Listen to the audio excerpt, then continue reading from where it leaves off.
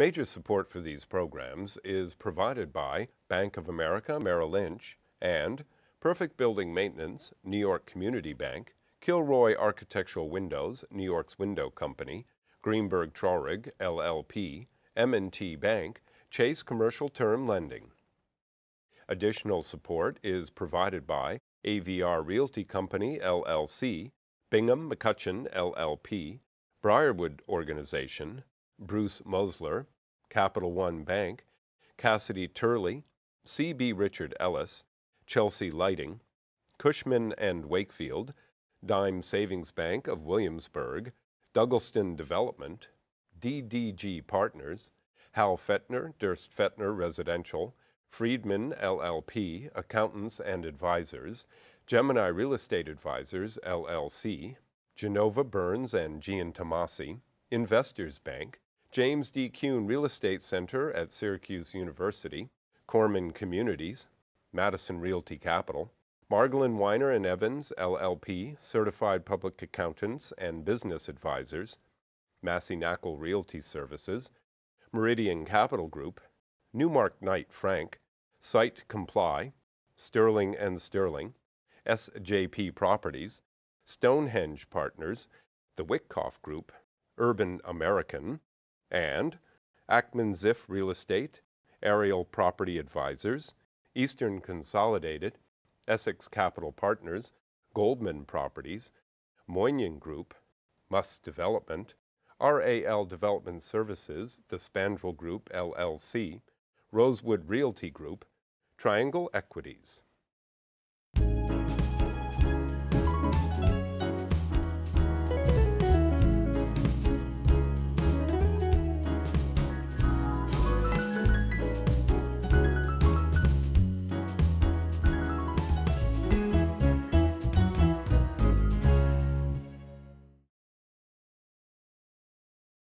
So some people grow up wanting to be attorneys. Some people grow up saying, you know, I don't know what I'm going to be. But how many people grow up to become president of Yeshiva University? I'm very lucky today to have the fourth president of Yeshiva University, the wonderful Richard Joel. Thank you for being here. Well, thank you, Michael. It's a pleasure to be here. So we were talking, and you know, we always like talking about, your father came from Vilna. And tell me how he arrived in America. Well, he had his own journey that was unique, and probably more unique in the early 20th century than it is today. He grew up in Vilna,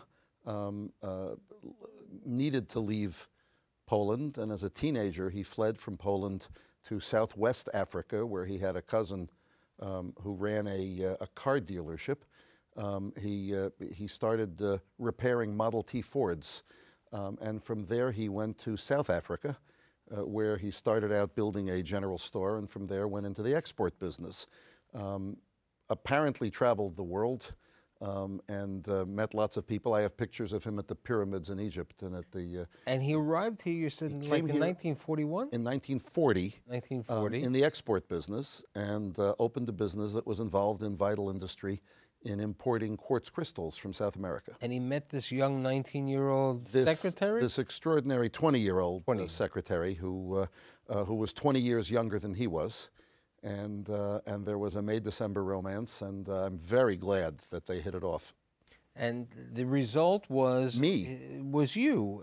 And I think it was 1948 or 49. Oh, bless you, 1950. Okay, 1950. Yeah, I just aged you a couple of years. Okay, so in 1950... I'm a university president. Okay. Everybody ages me a couple of years. And then what happens was your father, you were born in New York. You lived up in originally Yonkers, right? Yes, sir. And then you started public school, and then your father took you to South Africa?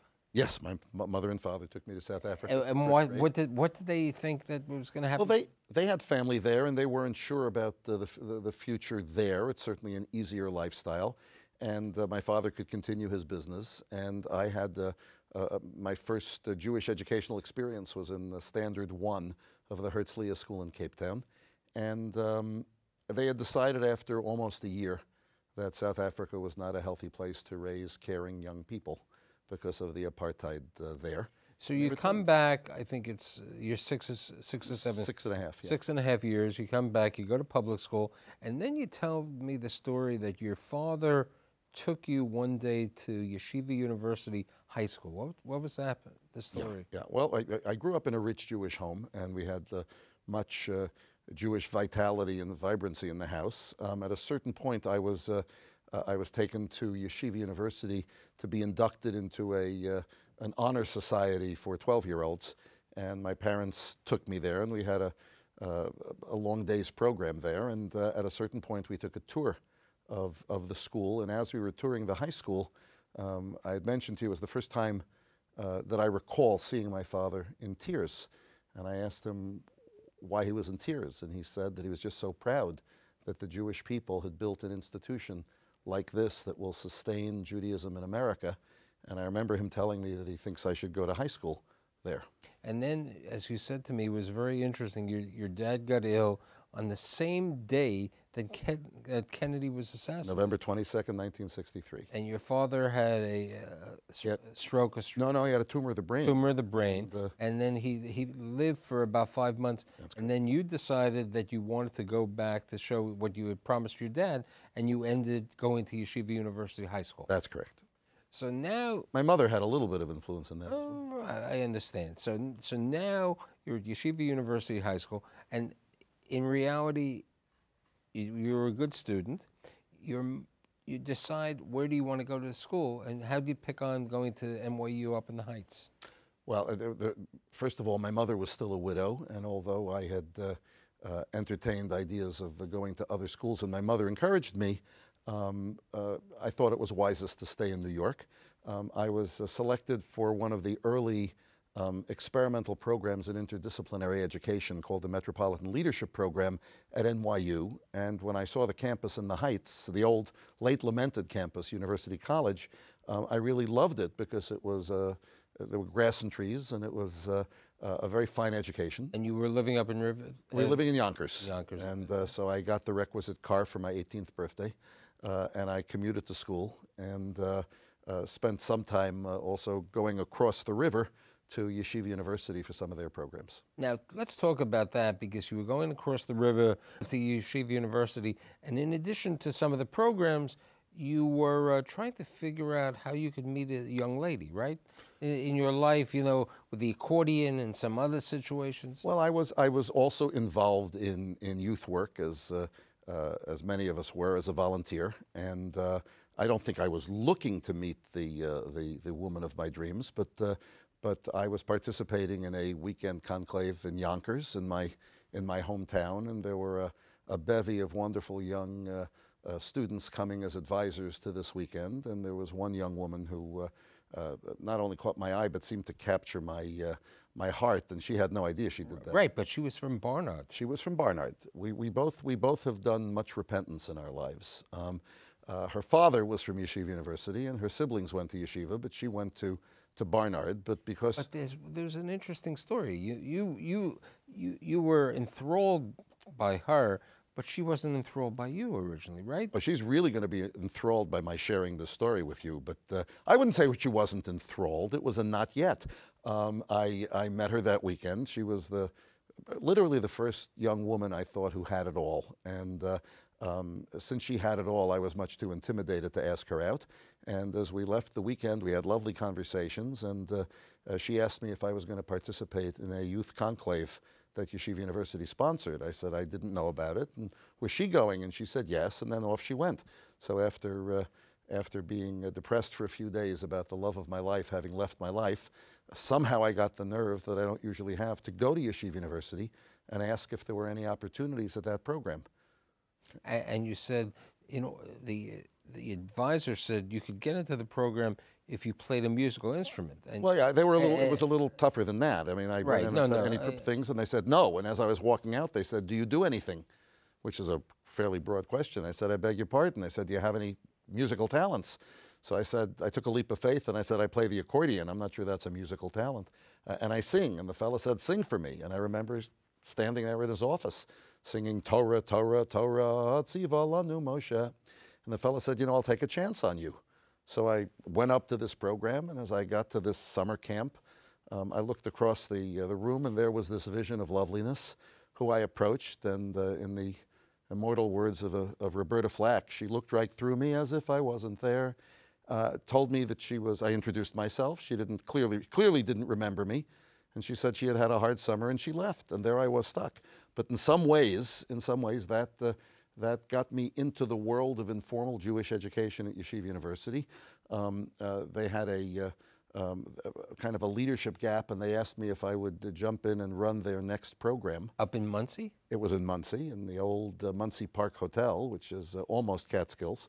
And when I came to meet my staff, that young woman was there as my head advisor, and we became best friends. And despite the fact that we became best friends, we also fell in love, and we've been married for 38 years. So now you're finishing NYU, and you're looking to law schools. Mm-hmm. And the reason you wanted to be a lawyer was you were either a doctor, dentist. Well, we were of that generation where we're Correct. in the 50s and 60s. We knew we were going to succeed. The question was in which direction, and it was doctor, lawyer, right, rabbi, educator, business person. For me, since I was a child, it was a lawyer, and it was in a way I think inspired by my parents and our values. It was I wanted to do something that would make the world better, and it was going to be law. I had never done any exploration of what that meant. Now, you had said you were accepted to Columbia, you were accepted to Yale.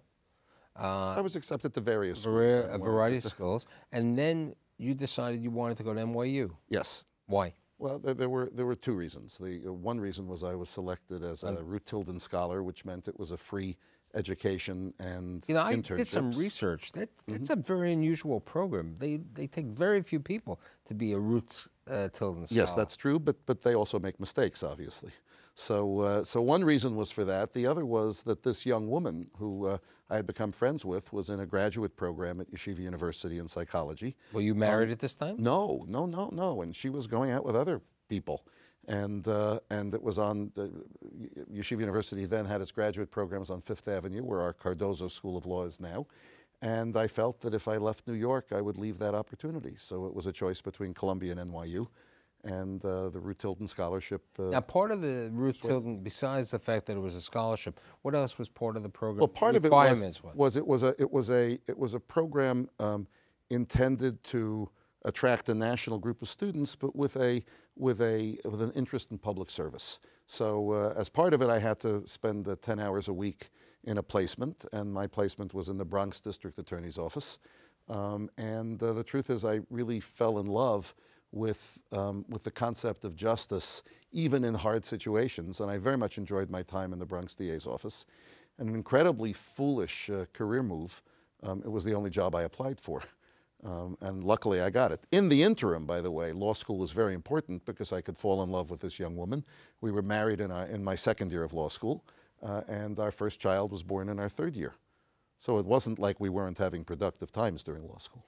Now, you graduate law school, you continue with the Bronx DA in the appellate division. Yes. Correct. Now, then you get a phone call from Dr. Norman Lamb? Yes. Dr. Norman Lamb was your predecessor. He was president of Yeshiva University. President of Yeshiva University.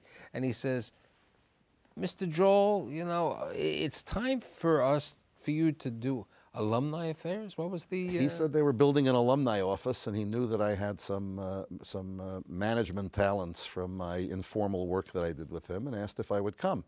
Now, going back to the days of my father, I was a sucker for yeshiva, but I had just re-signed for a 3-year commitment with the DA, and I think with a little bit of relief I said, I'm sorry, but I had a commitment to that.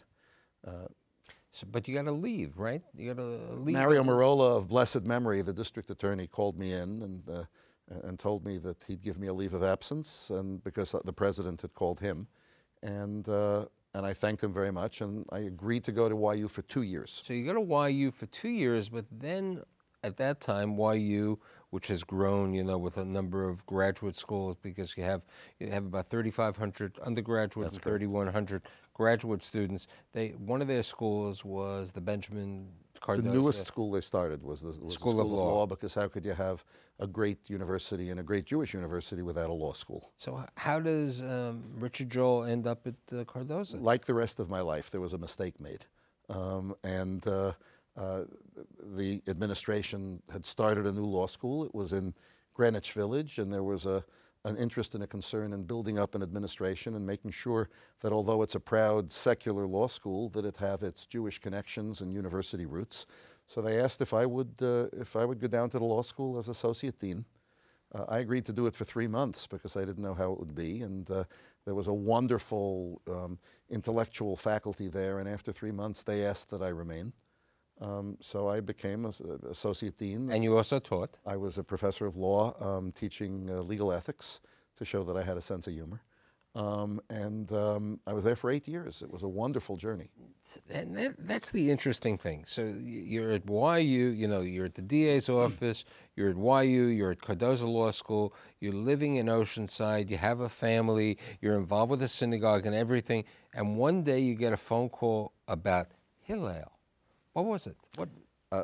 Fortuitously, after being there 8 years, I was thinking about what was next. I wasn't doing much about it. 37 years of age? 37 years old, and I got a call from 2 different headhunters who told me that there was a job as the president of the Hillel Foundation, and that it was a... You could have been like 1/3 of the average age of Hillel and B'nai B'rith at that time. Well, it was a mature lay leadership, but they said that there was this job they'd been looking for a few years, and it was probably an impossible job, and I'd be a long shot.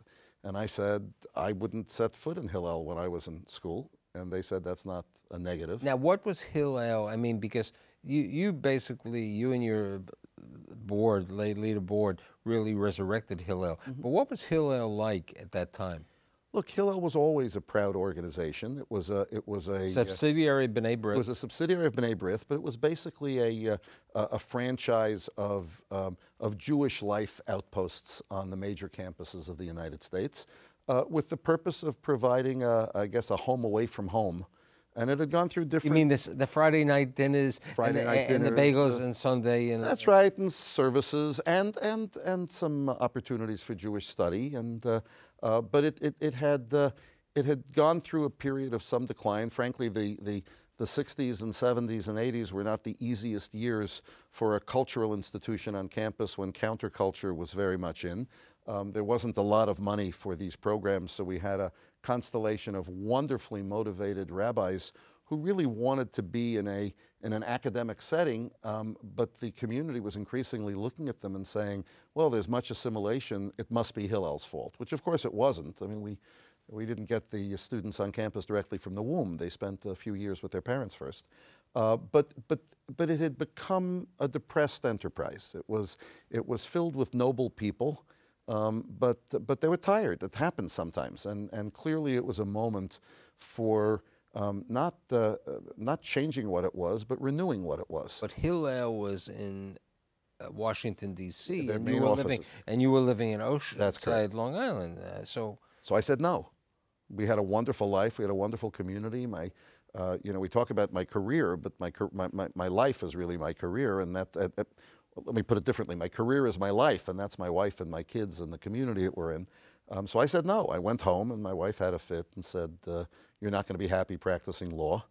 And I said, we have such a wonderful life here. She said, well, we can have 2 wonderful lives. I said, thank you, sweetheart. She said, you're getting on an airplane and going for an interview. And you went, and then I went. And you were there. But you know what, let's talk about Hillel. Mm-hmm. I mean, you went over there when there were a staff of 5. I mean, it was a very on small, a national level, yeah. A national organization, really, and this was like 1989? 88, 89.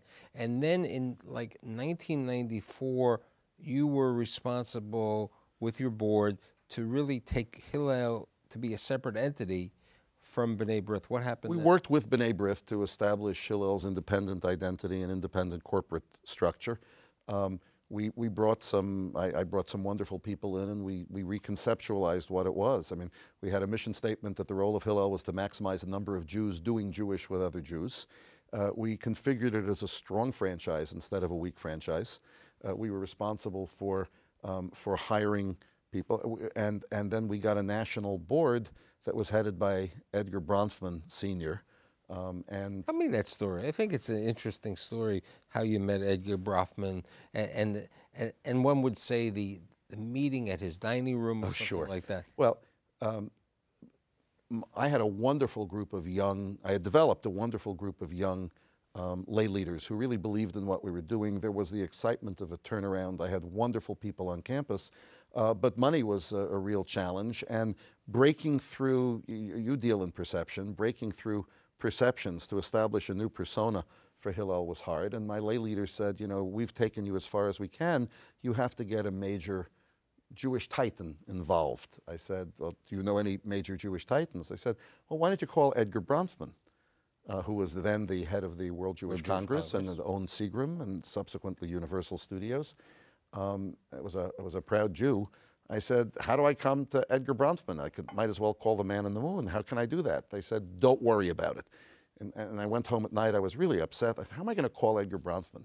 And my wife said to me, don't worry. He puts his pants on one leg at a time, just like you do. Now, I subsequently found out that wasn't true. He had a gentleman, Victor, who helped him put his pants on. But I went to the office the next day, and I promise it's true. Out of the blue, I got a call from a fellow named Bill Friedman, who is Mr. Bronfman's chief of staff, who said that Mr. Bronfman was exploring philanthropic opportunities. He had heard about Hillel, and he'd like to meet me. So first I thought it was a joke, but when I confirmed it was real. So you fly up to New York? I flew up to New York the day before because his staff wanted to acquaint me with what my lunch would be like. And in fact, they had a floor plan of his private dining room. They told me what I should read in preparation, where I would sit, how lunch would be served, how I should be careful not to spill any of it. They were being very helpful, but of course they created such a sense of nerves in me that the next day I was sitting in the room and Mr. Bronfman came in. He was as gracious as can be. He's a large man. But I obviously was stiff as a board. After lunch, he turned to his staff and said, well, it was nice to meet him. He seemed like a nice enough fella, but I had hoped for some excitement or some vision. To their great credit, they felt that he hadn't had an opportunity to see me properly. I returned 2 weeks later when he was sponsoring a group of young people for lunch, and I was to be the speaker. They weren't sure even that he'd come to the lunch. I was giving my speech, and in he walked. And after the speech, he came over to me and he said, I'm glad I finally met Richard Joel. He said, I'd like to be involved. I said, Mr. Bronfman, that would be wonderful. He said, yes, but if I'm going to get involved, there are 3 words that I want you to remember. Now, I'm a child of the 60s. I thought of The Graduate and plastics. I said, yes, Mr. Bronfman. He said, hope, not fear. I said, well, of course. He said, Richard, hope, not fear. I said, what's really remarkable, Richard. I said, hope, not fear, Mr. Bronfman. He said, call me Edgar. And I thought it was remarkable that somebody who had led the World Jewish Congress, who was really fighting anti-Semitism and speaking out in terms of Holocaust survivors, would recognize that the future of our people isn't going to be determined by commemorating bad things, but by providing the hope that the Jewish story always had. Edgar became chairman of the board. He brought other major philanthropists such as Les Wexner and Charlie and Lynn Schusterman and Michael Steinhardt and other wonderful people in. And it was the beginning of a corporate turnaround to accompany the programmatic turnaround. And people started realizing that campus was a very ripe place for Jewish Renaissance. And Hillel and you and Edgar and Michael were involved with Birthright, the creation of Birthright. We had done, at Hillel, we had done $250 trips for students who hadn't been to Israel. Michael Steinhardt conceptualized the notion that a journey to Israel, like a bar mitzvah, should be a birthright of every Jewish young person as a gift of one generation to the next, and in fact insisted that it be free. And started working with me because Hillel was the enterprise he was involved with. I thought it was brilliant because you'd take students on the condition that they had never been to Israel. So these weren't super Jews. These were students who might be ambivalent about their identity or unknowing about it. And the goal was to take them, not to do a political trip, but to take them to the Jewish homeland and to connect them with their family story. And it was great for Hillel to do it because when they'd returned to campus, they would have, bonded and become great friends. And then we could work with them in Saul Alinsky organizing style to help them move forward on their journey. And that was Michael's greatness. From then, he built Birthright into an independent entity, and it went far beyond Hillel. They've taken, I think, a few 100,000 students so far. Let's go to 2001. We got 5 minutes left. 2001. Dr. Lamb announces he's going to retire. Mm-hmm. You get a couple of phone calls, mm-hmm. and you say, I love Yeshiva University, but I'm not president for Yeshiva University. That's right. Why? Two main reasons. Number one, I loved what I was doing and I thought it was an important job. Number two, my three predecessors had all been rabbis and sages, neither of which I was. And frankly, I thought it was a humongous job, and I was happy to have the excuse as to why I wouldn't do it. But frankly, I never thought it was going to be a possibility. Now, the interesting situation is you told me that you were offered the job a couple of times, and Lou Brovman called you. But the really interesting thing is you and Esther went to the theater, yes, sir, and you went to see Man of La Mancha. And what happens? Well, that was at the point where it was clear to us, it was a few years later, that I was offered the presidency. We didn't know what to do because it was the presidency of Yeshiva University, and much as I could hope to have some impact on campuses with Hillel, at Yeshiva University, it really is the fountainhead of a Jewish future, and we could train the leaders of the Jewish people. So we didn't know what to do. We loved Washington, weren't wild about moving back to New York. We went to see Man of La Mancha, that was en route to Broadway, starring Brian Stokes Mitchell, and we were just had no idea what to do. In the middle of the show, there's a line where the Don Quixote character says, "Madness is seeing the world as it is, and not as it ought to be." And then the music would come up, "To dream the impossible dream, to fight the unbeatable foe." When the show was over, we both walked out of the theater, and because we're soppy people, we had tears coming down our face, and my wife turned to me and said, "Richard, maybe we're supposed to do this." And that's how we decided. And it's been a great journey. So that was what, 2000? That was 2002. That was December of 2002. And you were installed in 2003? In 2003. And you've done a lot of work around the years over there. Well, it's been a wonderful time of building on an incredible foundation that Dr. Lamb and others laid to really make Yeshiva into a critical global university, but also to make it a noble place for making sure that the Jewish people know that they have responsibilities to advance civilization. Before I get to the family, I think a very interesting situation is tuition is expensive at all colleges, but we were discussing the fact that at least 50% are subsidized at Yeshiva? Well, 80% are subsidized, but we discount tuition for need and for merit by 50%. So although our sticker price is high. Well, it's not high. It's lower than any other private university. But students. Let's talk about the kids. The family now. Okay, I got a minute. But let me tell you that that all of these students can't afford not to go to yeshiva, and we make it possible for them to go. 6 glorious children, 3 children-in-law. Names of the children. Oh, this is really hard. Penny, Avery, Ariella, Noam, Nachum, and Kira. Those are the? And my daughter-in-law, Aliza, my son-in-law, Shlomo, and my newest daughter-in-law, Tara. 3.5 grandchildren, the ones that I know about, are Eitan, Uriel, and Kalila. And we'll be introduced to one, please God, in 6 or 7 weeks. Now, you have a doctor of laws. Yes. You have a wife with a doctorate. My wife has a PhD. Esther is the light of my life. Esther is an incredible first lady, a wonderful woman, a wonderful mother, has a PhD in psychology from the Furkauf Graduate School, has been a director of counseling and guidance at the Hebrew Academy of Washington, has done geriatric social work, and now she has a very specialized practice where she only has one patient, me. And so she's only taking care of the doctor now. She's taking care of the doctor, and she's first lady, which in many ways is a full-time job. You know, so I think for the kid, you know, who might have been living in Cape Town one day, you've really changed your life. And what you do today, what you've done at Hillel, what you did at Cardoza, and what you continue to do at YU is really a great accomplishment. And thanks for being here today. Thank you so much for the opportunity.